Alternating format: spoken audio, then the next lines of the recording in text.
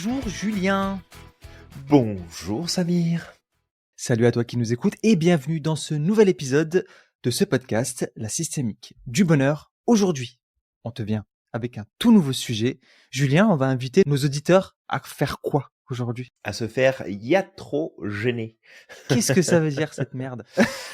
Eh ben, on va aller découvrir ça ensemble et tu vas voir que si tu ne connais pas encore ce terme, toi qui nous écoutes, ce qui serait relativement normal, eh bien, tu vas découvrir quelque chose de très important, que ce soit pour ton développement personnel ou ta pratique professionnelle, si tu es dans le domaine de la relation d'aide. Exactement. Mais avant ça, Julien. Avant de se faire iatrogéniser, qu'est-ce qu'on fait, Samir? Qu'est-ce qu'on Eh fait? ben, on s'auto-promotionne. le moment pub. C'est ça. Alors, toi qui nous écoutes, si tu as un projet de te former, de te certifier dans le domaine du coaching, de la PNL, de la sophrologie, de l'hypnose ou encore de la psychologie positive, branche scientifique bien évidemment, eh bien tu sais où nous trouver. L'Institut Merlin, c'est un centre de formation qui t'accompagne non seulement à être certifié pour pouvoir exercer le métier qui te tient à cœur à travers le monde, mais aussi à être accompagné vers ton excellence pour que tu puisses faire une réelle différence sur le marché et que tu puisses prendre ta place pour que tu n'aies jamais à craindre la concurrence et que tu fasses vraiment cette différence auprès de tes clients et de tes clientes qui puissent reconnaître tout simplement tes compétences, tes capacités et toute la valeur que tu as à apporter. Donc si tu as un projet qui te tient à cœur, si tu as envie de te former, si tu as envie d'en apprendre plus, si tu veux faire de toi un vrai coach, une vraie coach qui réussit, qui s'installe et qui fait une différence dans le monde, c'est pas compliqué, tu nous contactes et ça nous fera plaisir de te guider parmi tous les programmes qu'on peut proposer et surtout prendre le temps de t'expliquer pourquoi on serait, selon nous, le meilleur centre pour que tu puisses te former. Exactement. Alors, maintenant que ce petit moment sponsor est passé, Samir, on parle d'un nouveau sujet aujourd'hui, comme tu l'as dit. Ouais. On parle de la iatrogénèse. Toi-même. Qu'est-ce que c'est que cette bête-là? Toi-même. Toi-même, Julien. Non mais dis donc, tu me parles meilleur, hein? Fais gaffe. Bon, moi je dois admettre, Julien, que ce thème, je l'ai appris hier, tout juste là. Alors je sais ce que ça veut dire, je me suis rendu compte que je savais ce que ça voulait dire, mais je ne le connaissais pas sous ce terme-là, la iatrogénèse. Oui, alors en fait, c'est un sujet effectivement que j'ai repartagé juste hier sur un post qui a été diffusé sur les réseaux sociaux. Et en fait, ce sujet-là est revenu sur le devant finalement de la scène pour moi, parce que il y a eu une discussion qui a été faite autour de la place de la thérapie et les risques que représente la thérapie. Et je trouvais ça super intéressant, justement, de remettre en avant ce terme-là, qui nous indique en fait que toute intervention sur un individu, alors que ce soit dans le domaine médical, c'est-à-dire tu prends un traitement, tu prends des compléments, tu subis une opération, peu importe, ou que ce soit dans le cadre de ton développement personnel, alors on peut parler de thérapie, mais on peut aussi parler de tout ce qui va être coaching et autres, et que selon comment on va procéder, eh bien ça peut représenter des risques. Et les risques, justement, qui sont inhérents aux différentes pratiques, que ce soit dans la médecine, dans la psychologie, ou le coaching, ou le dev perso, eh bien, ça peut générer l'apparition de troubles, l'apparition de problèmes, ou l'augmentation, finalement, des effets négatifs d'une situation, d'une problématique, d'un trauma, même si on est formé correctement à la méthode qu'on utilise. Et ça, c'est un point souvent qu'on va oublier, c'est que il y a eu une démocratisation de la thérapie, ce qui est pas une mauvaise chose du tout, parce que plein de personnes ont besoin d'eux, mais ça a eu aussi un biais de « Ah ouais, moi j'ai des petits trucs qui vont pas dans ma vie, donc ça serait bien que je m'occupe de ça. » Et en fait, comme on le dit depuis le début à l'Institut, c'est que on a tous des cadavres dans le placard, et c'est ok, mais s'il y a bien un truc auquel il faut faire attention, c'est que s'ils sont dans le placard et qu'ils sont rangés et qu'ils te foutent la paix, c'est rarement une bonne idée que d'aller les chercher et de les remettre à jour. Ouais. Donc c'est un petit peu ça l'intro, ce sur quoi on va échanger aujourd'hui. Ouais, exactement. Et parfois, en fait, ça peut venir aussi, d'un syndrome du sauveur ou quelque chose comme ça, où on se dit, punaise, je sens qu'il y a quelque chose sur lequel il faut travailler parce que c'est important. Sauf que le client, il a rien demandé et c'est peut-être pas le moment. Ça part d'une bonne intention. Ouais. Ça part Ouais. d'une bonne intention en fait au départ. Et le problème, c'est qu'une fois qu'on enlève, tu sais, je veux dire, la plaie est encore en train de cicatriser sous le sparadrap. Toi, tu l'enlèves au mauvais moment, et là, ça se met à saigner comme pas possible, et c'est très difficile de couper après l'hémorragie. Donc, c'est juste de comprendre que, tu sais, le coaching, c'est pas juste un ensemble de techniques, c'est pas juste de la théorie. C'est aussi quelque chose que tu vas incarner. Ça va demander de la réflexion, ça va demander de la préparation aussi avant les séances. Tu sais, on n'y va pas Mmh. comme ça, vas-y, j'y vais et puis je vois ce qui sort. Non, il y a aussi de la préparation à faire derrière et il y a de la priorisation à faire. Si tu sais pas Mmh. prioriser les choses déjà dans ta vie, ça peut être difficile de prioriser un petit peu, tu sais, ce que tu vas faire avec ton client. En fait, si tu veux, c'est un ensemble de choses que tu vas incarner. Et c'est déjà arrivé récemment, Julien, avec moi, en tout cas avec les étudiants que j'ai en praticien. Des Mmh. fois, je mets le doigt sur des choses. Ouais. Deuxième cours, troisième cours, on commence peut-être un peu à faire. Bon, généralement, c'est jamais au bout du troisième cours qu'on fait de la pratique, parce que en base, on fait pas trop de pratique à part l'ancrage. Mmh. Mais on rentre dans le technicien, on commence à faire de la pratique. Ils commencent à amener des sujets sur lesquels ils veulent travailler eux-mêmes, d'accord, pour Ouais. qu'on puisse faire les techniques. Et des fois, tu sais, premier cours là, il y a un truc qui ressort, je fais punaise. Là, je suis tombé sur une croyance limitante profonde, par exemple, ou une empreinte. Mmh. Mmh.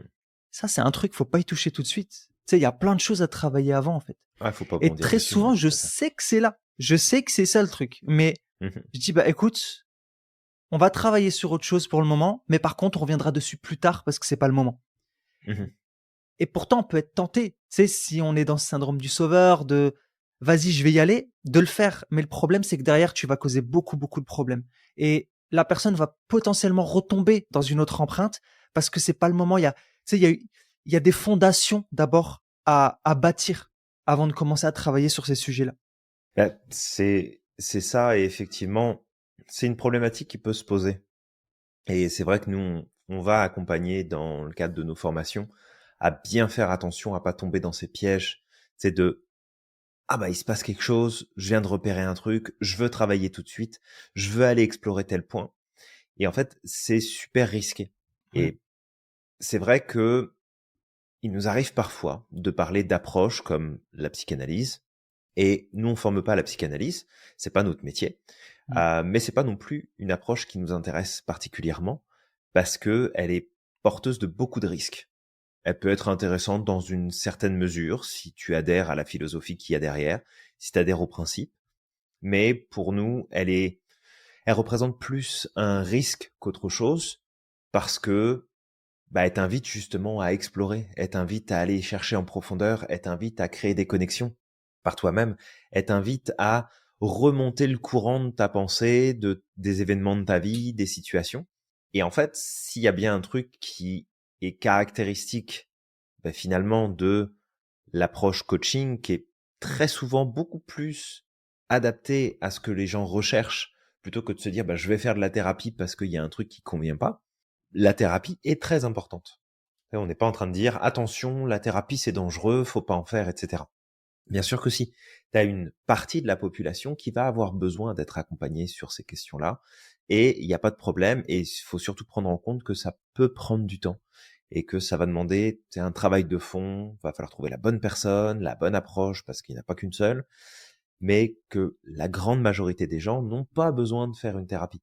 Et qu'en fait, c'est risqué, parce que là, tu parles, on est en cours, on fait des exercices, ah, il y a un truc qui ressort. Ok, bon, bah, il y a un truc qui ressort, potentiellement, on pourrait travailler dessus. Comme tu le dis, souvent, faut préparer le terrain, et on n'intervient pas comme ça. On fonce pas dans le truc parce qu'on vient de le voir, c'est surtout pas quelque chose à faire. Mais ici, c'est vraiment de comprendre que le principe de la iatrogénèse, c'est que plus tu vas mettre ton focus sur quelque chose qui fonctionne pas, plus tu vas prendre du temps pour l'explorer en profondeur, plus tu vas aller chercher du détail, plus tu vas augmenter en fait l'accès à ce que nous on appelle des sous-modalités, donc tous les détails qui sont dans cette situation-là, plus tu as de chance en fait de réactiver la problématique et de la renforcer plutôt que d'aider la personne à avancer.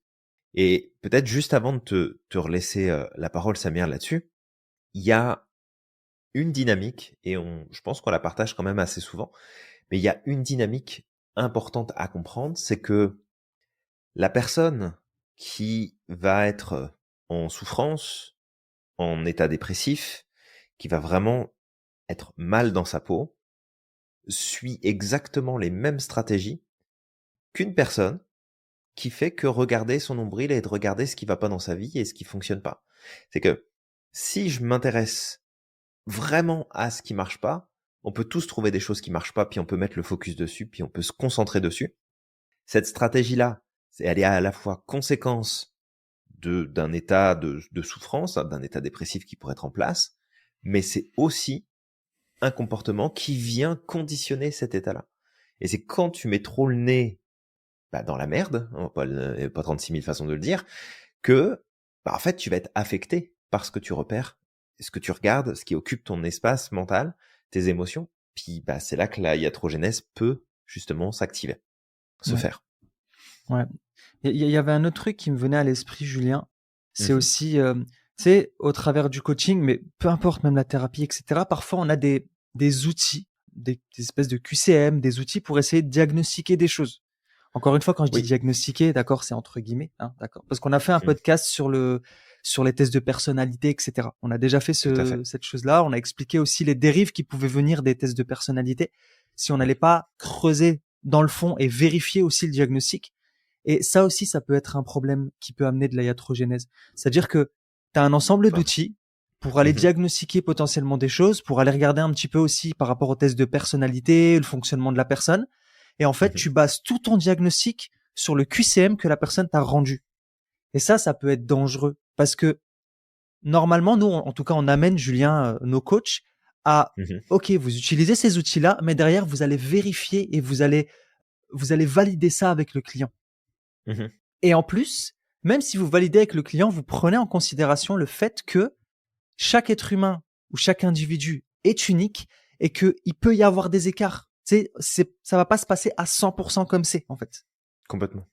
Et c'est pour ça que ça va être aussi important. Tu sais, j'amène le thème des tests de personnalité, des diagnostics, etc. Mais c'est Mhm. pour ça que ça va être aussi important de faire preuve de flexibilité et de faire preuve d'esprit critique sur tout ça. On se base pas à 100% sur un diagnostic ou à 100% sur un test de personnalité pour pouvoir agir auprès de C'est notre client. clair. Ouais. Ouais, c'est clair et je pense que c'est bien aussi que tu ramènes ce point-là que ce soit le diagnostic ou le test de personnalité. En Mm. fait, dans la problématique de la iatrogénèse, c'est que, tu sais, qu'on le veuille ou pas, à partir du moment où tu as une posture, alors médecin a fortiori encore plus, mais expert ou coach, la personne peut assez rapidement te placer dans une posture d'autorité, finalement, sur un sujet, sur une problématique.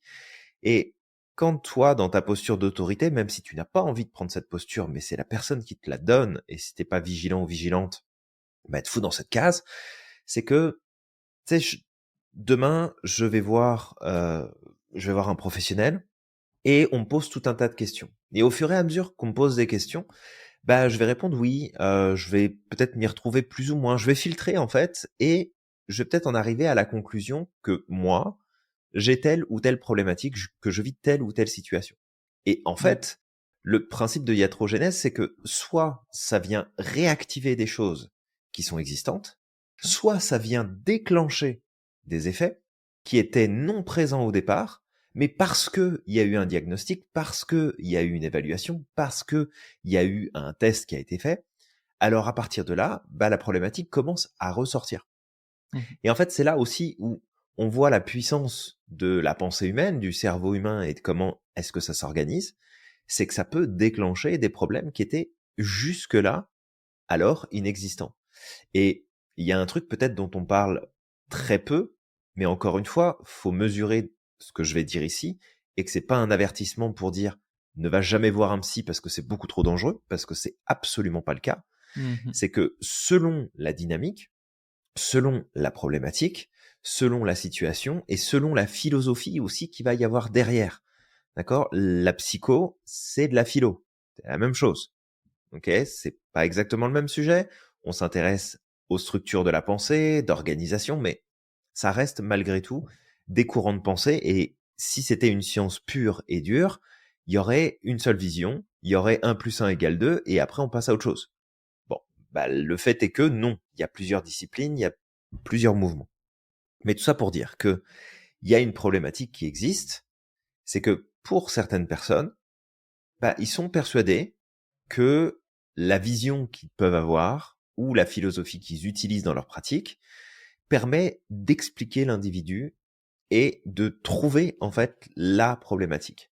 Et en fait, tu as plein de gens qui malheureusement ont connecté avec des symptômes, ont connecté avec des problèmes, ont connecté avec des situations de vie compliquées parce qu'ils ont eu en face d'eux un ou une professionnelle qui les a convaincus qu'ils avaient eu des traumatismes pendant leur enfance, qui les a fait travailler à retrouver des souvenirs qui n'existaient pas, donc à les fabriquer, pour pouvoir soutenir la vision qui avait été établie de si vous n'y arrivez pas aujourd'hui, c'est parce que vous avez vécu tel trauma. Vous savez, ce que vous êtes en train de vivre, c'est tout à fait caractéristique de quelqu'un qui a été violé quand il avait 5 ans. De ce que vous avez vécu, c'est parfaitement caractéristique de quelqu'un qui a été maltraité de la part d'un de ses deux parents, et principalement, en général, c'est la mère qui... Et en fait, on se retrouve avec des gens qui ont des pathologies qui sortent de nulle part parce que il y a eu cet effet, en fait, cet embrigadement psychologique, intellectuel, émotionnel, qui est en plus même pas recherché par le professionnel, qui bien souvent, en fait, il fait juste son travail et émet une hypothèse et va explorer cette hypothèse pour savoir est-ce que c'est vraiment ça ou pas. Mais Ouais. c'est là où il faut vraiment faire attention parce que quand tu es coach aujourd'hui, si on revient vraiment sur notre matière principale pour nous, c'est quand tu es coach aujourd'hui, selon la formation que tu as eue, soit on t'a appris à avoir une grille de lecture qui te dit voilà ce qu'il faut que tu penses, voilà ce qu'il faut que tu dises, voilà comment les choses fonctionnent, voilà d'où la problématique peut venir. Et dans ce cas-là, tu te retrouves avec des coachs qui vont se mettre à explorer les problèmes, qui vont se mettre à aller chercher le pourquoi du parce que, du comment, de l'histoire, de quel moment, et en fait, on s'en rend pas compte, mais en jouant à ce jeu-là, qui est très risqué, on peut déjà aider la personne à fabriquer des souvenirs qui ne sont pas justes, donc à justifier ces problématiques à travers des points qui paraissent logiques sur l'instant, et qui en fait vont amener plus de problèmes que ce que ça va en résoudre pour l'avenir de la personne. Mm. Donc c'est très très très très très vicieux. Et effectivement, quand tu dis que il faut le prendre avec du recul, oui. Et c'est vrai que nous, en tout cas, on met vraiment cet effort-là à l'institut avec nos étudiants de bien leur apprendre à émettre des hypothèses, mais à toujours, toujours, toujours, toujours chercher à est-ce que cette hypothèse est valide ou non. Et quand ça répond pas, c'est que ton hypothèse n'est pas juste. Et dans ce cas-là, au lieu de continuer à chercher, à essayer de te prouver que tu as raison et à trouver les réponses dont tu as besoin, dans ce cas-là, tu passes à autre chose. Parce que, encore une fois, quand tu as une personne que tu considères comme d'autorité en face de toi, ça peut tellement t'influencer que tes filtres, ils agissent plus et que tu prends l'information sur « Ah bah oui, mais moi, mon médecin, il m'a dit ça. Ah bah oui, mais mon infirmier m'a dit ça. Ah bah oui, mais moi, mon kiné m'a dit ça. » Oui, mais c'est pas Dieu le Père, en fait. C'est qu'à un Mm. moment donné, il faut que tu gardes ta capacité de réflexion. Et en fait, tout ça, c'est un risque inhérent à nos différentes pratiques de thérapie ou de coaching, peu importe.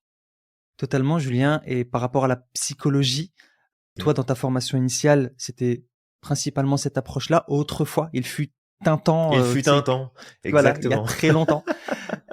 Et effectivement, le truc avec la psychologie, c'est que c'est une science molle. On dit pas que c'est pas bien, qu'il faut pas faire de la psychothérapie. Loin de là, hein, d'accord. Le Non, non, lobby des psychologues et des psychothérapeutes, on ne vous veut pas de mal, ok. On veut travailler avec vous, il y a pas de pas problème. du tout. Mais ou pas du tout. Je plaisante. Non, je rigole. Non, non, pas du tout. On ne vous veut pas de mal. C'est ça. Donc, donc voilà. Mais c'est juste que oui, il faut garder à l'esprit que la psychologie, comme tu l'as dit, Julien, c'est de la philosophie, c'est une science molle. On appelle ça une science molle. Pourquoi? Bah Mhm. regarde, Julien, nous, on est très porté par l'approche de Jung. Il y a d'autres personnes qui sont très portées par l'approche de Freud, d'accord? Et Oui, il y a tout à fait. plusieurs approches en fait dans la psychologie. Et chaque approche, elle a ses points positifs, ses points négatifs. Il y a ces adeptes qui sont là comme ah non, c'est la vérité absolue. Puis il y en a d'autres qui sont là pour justement qui vont dire bah non, c'est pas la vérité absolue parce que donc c'est juste que contrairement aux sciences dures qui vont Mhm. étudier par exemple tu sais la physique, les mathématiques où vraiment on étudie les phénomènes physiques et naturels où là il n'y a Ouais. pas 10 000 façons de voir les choses. La réponse généralement elle est unique sauf dans certaines sciences. Bah c'est Mhm. une science qui est molle, qui évolue et qui est pas la vérité absolue. Ouais, Ça, c'est tout à un fait. point à garder.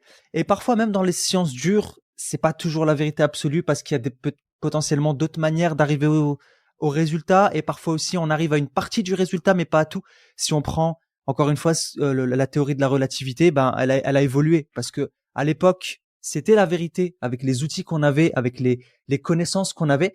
Mais aujourd'hui, vu que la technologie a évolué, qu'on a pu découvrir de nouvelles choses, ben en fait la théorie de la relativité, elle a évolué.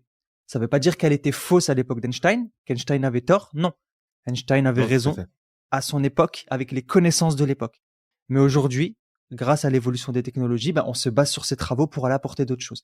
Mais là, je commence à m'écarter, donc je me recentre, je reviens, je respire, Julien. Ouh, voilà, Respire. c'est ça, totalement. Alors, la première chose, peut-être qu'on amène très souvent pour éviter de tomber dans cette problème de iatrogénèse, Mmh. et ça on l'enseigne beaucoup à nos étudiants, c'est déjà d'établir un contrat de coaching au départ. C'est-à-dire que au premier rendez-vous, ce qu'on fait, c'est qu'on va explorer la problématique du client. Surtout que nous, on enseigne effectivement la PNL, le coaching, mais on enseigne Mmh. aussi l'approche systémique. Ça veut dire qu'on prend en considération le fait que l'individu est un système et Mmh. que chaque partie de ce système sont corrélées. D'accord? Parfois, elles peuvent être indépendantes, mais en même temps, elles sont liées. C'est ça qui est drôle. Ouais. Et donc, en fait, premier rendez-vous, on voit quelle est la problématique, quel est l'objectif principalement, parce que nous, on n'est pas une approche orientée problème. Le coaching, c'est une approche Tout à fait. orientée solution et objectif. Et une fois que c'est fait, à ce moment-là, on commence à dérouler un plan de coaching avec des étapes claires. On commence par ça, puis après on va attaquer ça, puis après on va attaquer ça, etc., etc.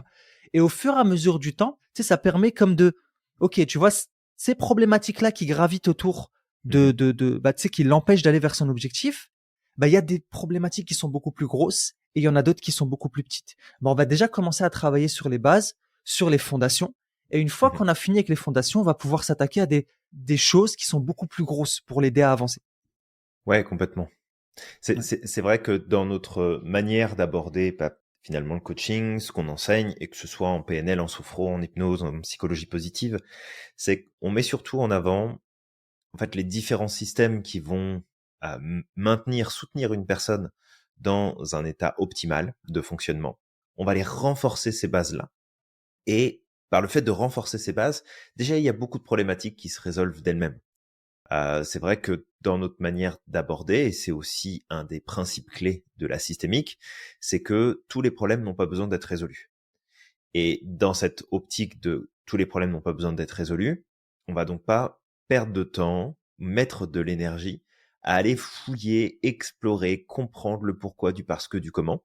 Où en fait, bah, non seulement on prend le risque d'acheter la problématique et de se retrouver avec le même problème que notre client, parce qu'on aura le même niveau de réflexion, de pensée, de positionnement par rapport au problème. Donc ça, on n'a pas envie. Et puis la deuxième chose, c'est que de toute façon, ce problème, il existe parce que bah, il y a tout un mode de fonctionnement qui est derrière. Et qu'à partir du moment où on vient changer ce mode de fonctionnement, alors nous, ce qu'on appelle les stratégies cognitives, que ce soit des stratégies mentales en termes de réflexion, de discours intérieur, que ce soit des stratégies comportementales ou émotionnelles, on va travailler sur ces différents points. Et en fait, énormément d'éléments vont tout simplement se réajuster d'eux-mêmes.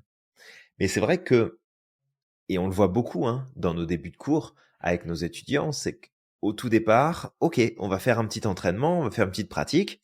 Donc, qui aurait envie d'amener une problématique? Mm.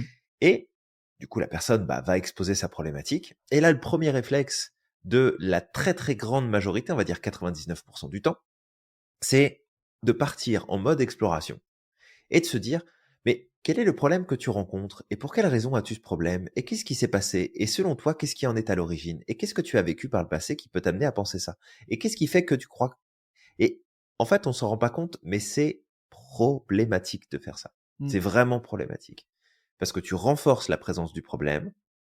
On invite le client à nous convaincre en fait que sa vision des choses, sa compréhension de la problématique est le point le plus juste.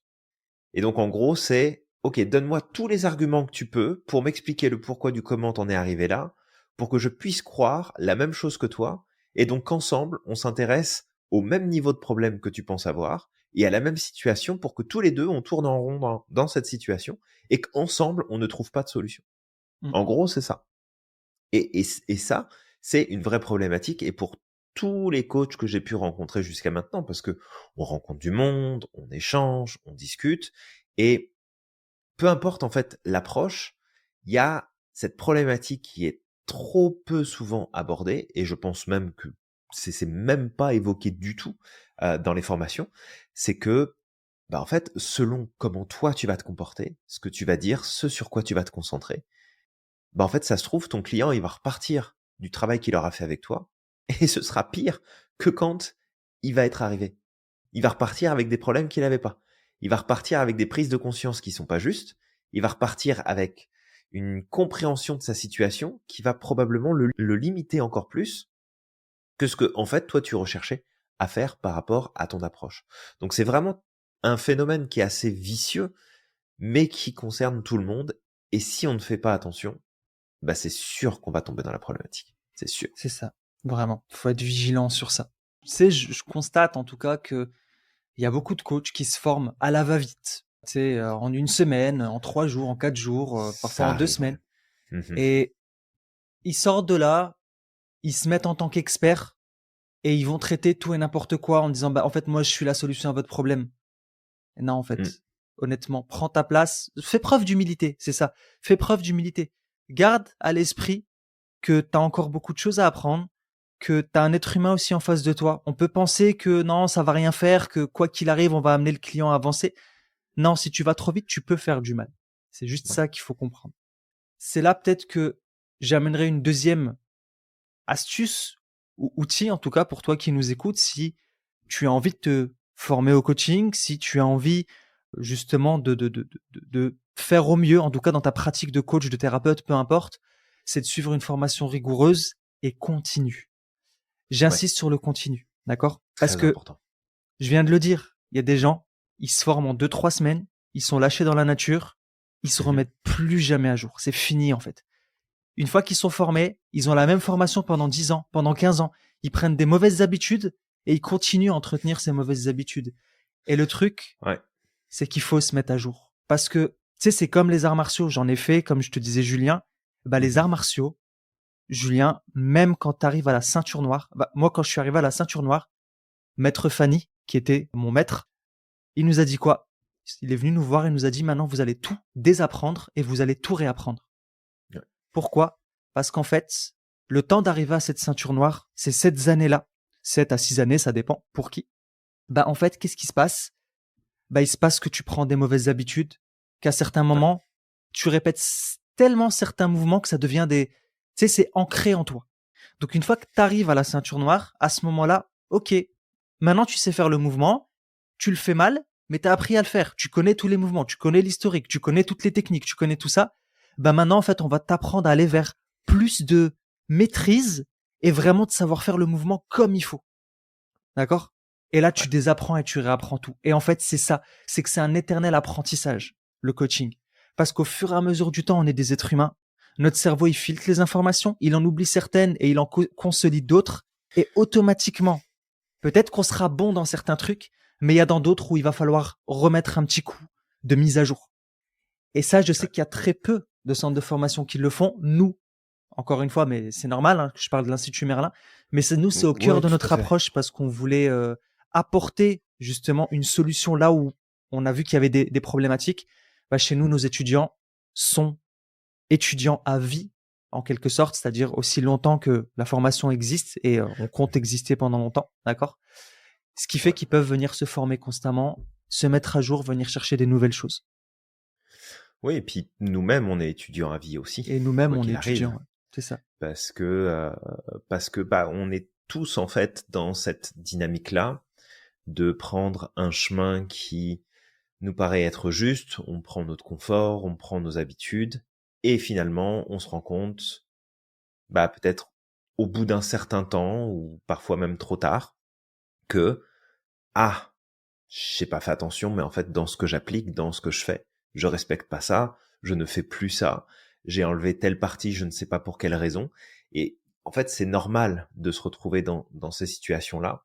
Mais quand on travaille avec l'humain, tu sais, si tu travailles avec des matériaux, bon, bah, tu te plantes sur les matériaux, tu vas perdre du temps, tu vas perdre de l'argent, tu vas perdre des ressources, mais probablement que ça sera pas dramatique. Ah, bon, après, ça dépend la mesure de la chose. Mais quand tu travailles avec l'humain, et encore une fois, un coach, c'est pas un thérapeute, mais les deux sont concernés par justement cette problématique, c'est que si tu fais pas attention, tu peux en fait agir d'une manière qui va finalement causer plus de difficultés qu'autre chose, qui va amener plus de malaise qu'autre chose. Et attention, hein, là, je suis pas en train de dire que quand tu vas intervenir, tu risques de déclencher une maladie mentale chez ton client ou ta cliente. C'est pas du tout c'est pas du tout Mmh. ça la question. C'est que tu peux agir de façon bénéfique, mais tu peux aussi amener, sans le vouloir, tout un tas de choses négatives qui peuvent se produire. Et on avait parlé il y a pas très longtemps des stratégies justement qui sont utilisées par les mouvements sectaires. Et en fait, qu'ils l'aient compris ou pas, ils savent très bien que de mettre une personne dans une situation misérable leur donne encore plus de pouvoir sur eux pour prendre leur contrôle, pour décider à leur place, pour gérer leur vie à leur place. Mais t'es pas mieux en fait qu'un mouvement sectaire quand tu passes tes journées avec tes clients à juste regarder ce qui marche pas, à regarder ce qui fonctionne pas, à faire des diagnostics à droite et à gauche, et peut-être même parfois quand t'es pas censé le faire et que t'es pas autorisé à le faire et que t'es pas formé pour le faire. Et en fait, plus tu fais ça, plus tu contribues, dans la logique de la systémique toujours, à créer et à entretenir un problème qui parfois n'existe même pas. Mmh. Et vraiment, je donnais cet exemple tout à l'heure, mais c'est une vraie problématique de thérapeutes qui vont vraiment prendre ce raccourci et qui vont vraiment dire, avec toute la bienveillance du monde en plus, hein, très probablement, C'est ça. mais dans ma théorie, voilà ce que c'est, donc il faut absolument retrouver l'information qui est en lien avec ça. Et encore une fois, c'est vraiment un biais normal de notre mode de fonctionnement parce que la première chose que tu fais, en général, quand tu rencontres un problème, c'est te demander pourquoi tu vis ça. Ensuite, tu vas mettre ton attention sur les événements qui se sont produits et tu vas surtout te concentrer sur l'externe. Et donc, tu vas trouver des justifications, des explications, et ensuite, tu vas te dire, bah, il faut que j'arrive à résoudre ce qui s'est passé pour que les choses puissent changer maintenant. Mmh. Et en fait, c'est un raisonnement qui est complètement biaisé, et j'ai pas dit un autre mot, même si ça pourrait s'appliquer, c'est que plus tu rentres dans cette dynamique-là, plus tu entretiens ta problématique, plus tu la renforces, plus tu la valides, et plus tu t'auto-convaincs de cette difficulté-là.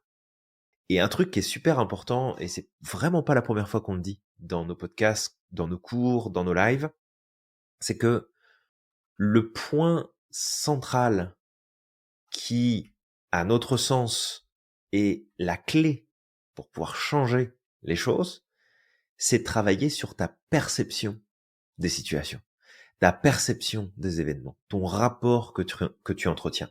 Et encore une fois, c'est une dynamique aussi philosophique, hein, puisqu'on va retrouver ici tous les travaux, par exemple, d'Heidegger, on va retrouver les travaux d'Husserl, pour faire référence qu'à cela en lien avec l'approche de la sophrologie, entre autres, mais de remettre en avant la place et l'importance du regard de l'individu sur sa propre situation, les événements et les situations qui l'entourent.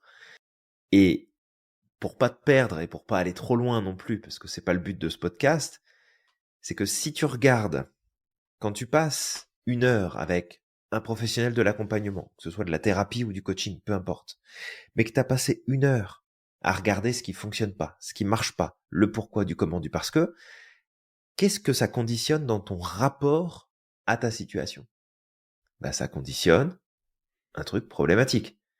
Si par contre tu passes peut-être 5-10 minutes pour comprendre un petit peu le cadre, mais que tu passes les 50 minutes restantes à travailler sur tes ressources, à travailler sur tes forces, tes talents, tes possibilités, les options qui sont à ta disposition, les actions que tu peux entreprendre, le comportement que tu peux ajuster, la manière de percevoir que tu peux développer, ben, on n'est pas du tout, mais pas du tout, du tout, du tout dans la même dynamique. Ouais. Donc, vraiment, on t'invite avec ce podcast déjà à remettre en question ta manière de percevoir les situations, mais aussi si tu es déjà professionnel ou si tu comptes devenir professionnel de la relation d'aide, que ce soit pour du coaching ou pour de la thérapie, fais très attention à ce risque-là, qui est inhérent à notre pratique et qui est inhérent à nos propres biais de fonctionnement, et c'est 100% normal, c'est 100% humain. Mais par le rôle qu'on joue, on se doit d'avoir des filets de sécurité, une trame, des rails sur lesquels s'assurer de rester, parce que tu peux mettre toute la bonne volonté du monde d'aller explorer tous les problèmes de tes clients pour essayer de les résoudre. Le résultat qui va en ressortir, c'est que tu vas probablement les rendre encore plus misérables qu'ils l'étaient avant de venir te voir. C'est ça. Vraiment. Et juste peut-être, tu sais, pour pas trop dramatiser, hein, comme tu l'as dit tout à l'heure. Si on va mettre une musique dramatique Ta derrière. ta ta Tant, tant, tan, tant, je sais tant, pas. tant, tant. Tan, tan. Ah oui, les dents de la mer, c'est trop drôle. Ouais, ça peut être les dents du père, hein, on sait pas. Hein. Ça dépend. Hein. C'est vrai en plus. Ah là là, t'es drôle. Euh, donc ouais, tu sais, pour pas non plus trop dramatiser, si un jour t'as fait l'erreur, c'est pas fini, c'est bon, hein. Tu vas pas mourir, ok. Le tout c'est prends conscience. Prends conscience que t'as fait une erreur à ce moment-là, que t'as peut-être été trop vite, que t'as peut-être touché à Mhm. quelque chose qu'il fallait pas. Ça c'est la base. Si ça arrive, prends conscience que t'as fait une erreur à ce moment-là. Et derrière, ne reste pas figé, va chercher d'autres outils, ou alors à ce moment-là, va travailler sur les choses qui peuvent sous-tendre cette problématique-là. D'accord? C'est-à-dire que ça peut se rattraper, ok? Mhm.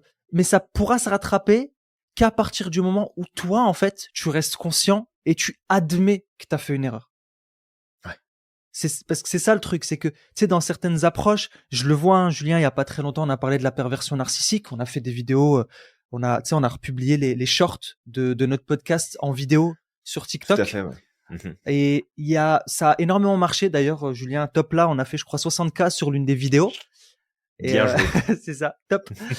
Et en fait, il y a eu beaucoup de personnes en fait qui ont partagé une partie de leur histoire de vie et qui ont Mhm. expliqué que ouais, il y a des fois, il y en a certains en fait qui sont tombés sur des thérapeutes qui avaient une approche figée en fait de la problématique. Et ça a fait pire que mieux. C'est ça le truc. Pourquoi? Parce qu'ils se sont pas remis en question en fait. Et Ouais. si tu peux te remettre en question, si tu le fais, si tu restes ouvert à ça, à ce Mhm. moment-là, tu pourras rattraper les dégâts que tu as fait. D'accord?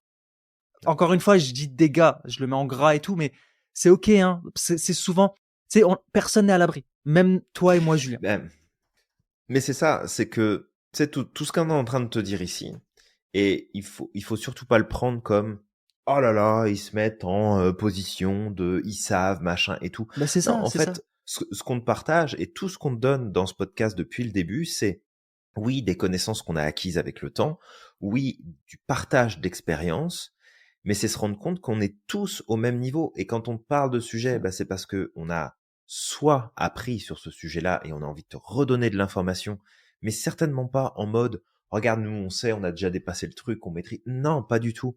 Mm. C'est aussi un moyen pour nous de nous recadrer et de nous remettre sur le droit chemin, parce que c'est pas rare. Tu sais, qu'on parle avec nos étudiants, nos étudiantes, il y a une problématique qui ressort, il y a une manière de faire qui est appliquée, et en fait là on prend du recul, parce que si on l'a pas vu avec les personnes qui peuvent nous superviser dans notre propre pratique, on prend du recul, et puis on se dit ah mais attends, je suis en train de me rendre compte que dernièrement j'ai fait cette erreur là aussi, et du coup tu corriges, et du coup tu t'ajustes, C'est parce ça. qu'on n'est pas des machines. Tu sais, tu peux pas te dire maintenant que j'ai appris à faire telle chose, je sais le faire, donc je le fais, et donc c'est parfait.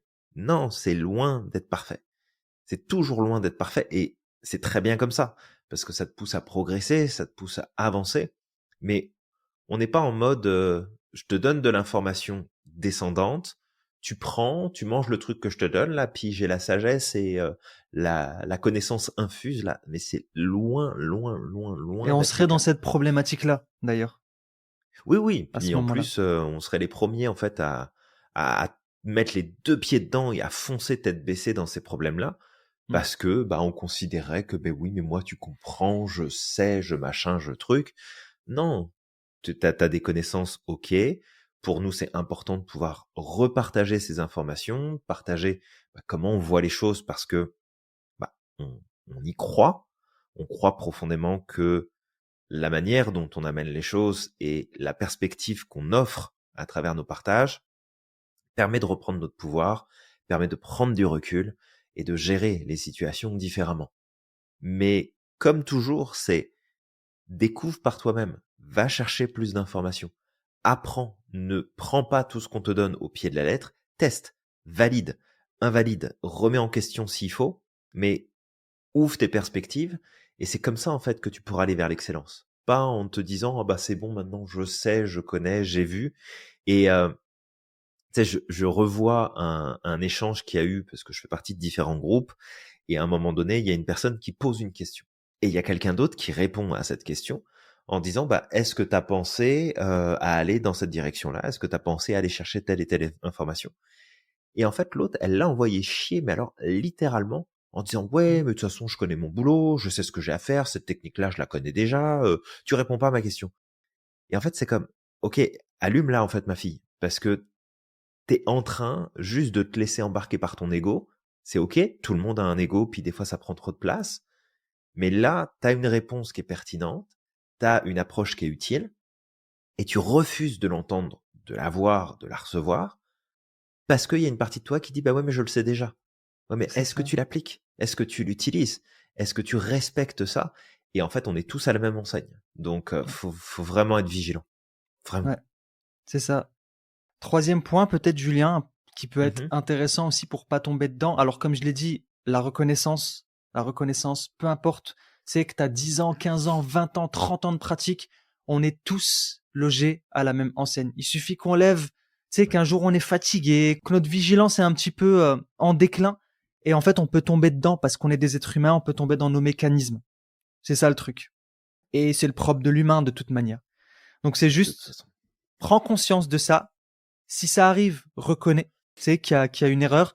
Questionne ton client une fois que c'est fini. C'est pour ça qu'on vérifie beaucoup l'écologie, Julien. Ça fait partie aussi peut-être des éléments qui permettent d'éviter la problématique là. Ouais. Mais de venir chercher du feedback chez le client. Comment ça va? Qu'est-ce que ça donne? Tu sais, est-ce qu'il y a des choses qui remontent par rapport à notre dernière séance, etc.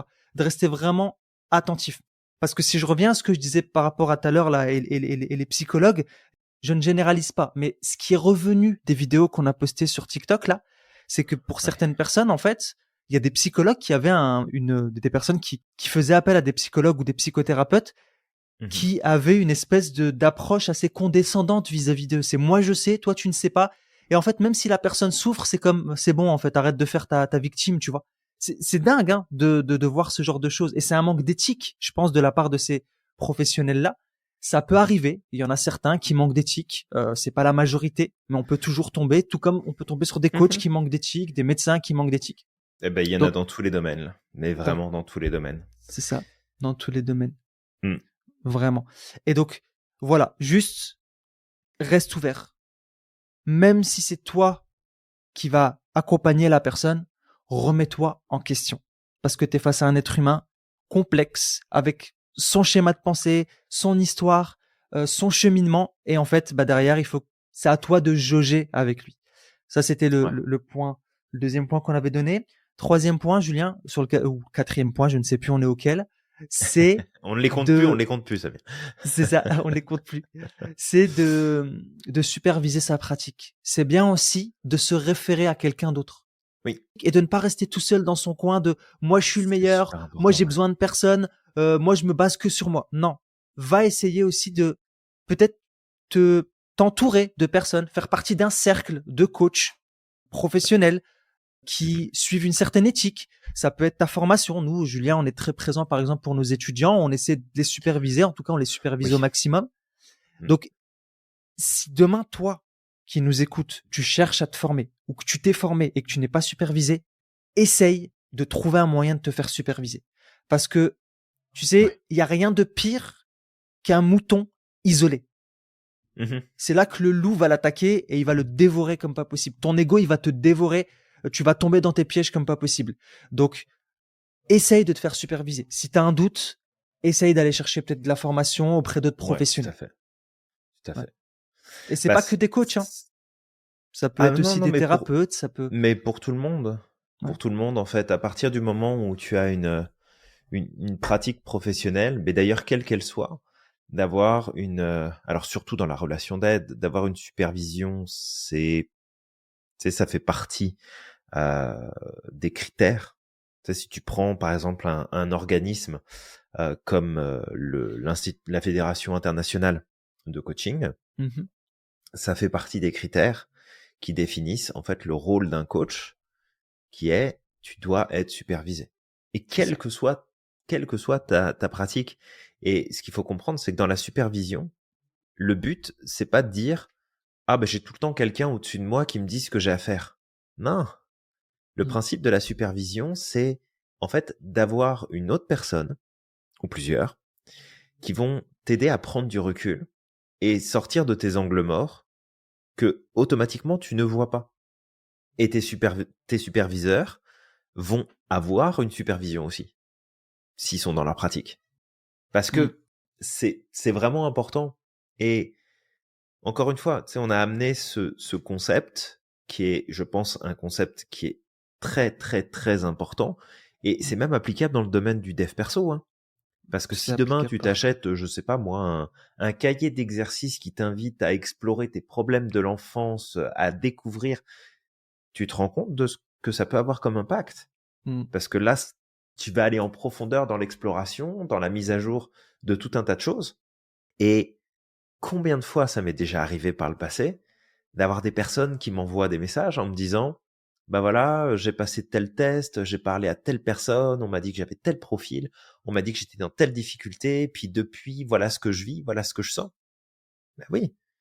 Mais en fait, je suis désolé de te le dire là, mais t'as été mal accompagné, t'as été mal guidé, t'as été mal renseigné, pas parce que la personne, tu sais, c'est une mauvaise personne, loin de là.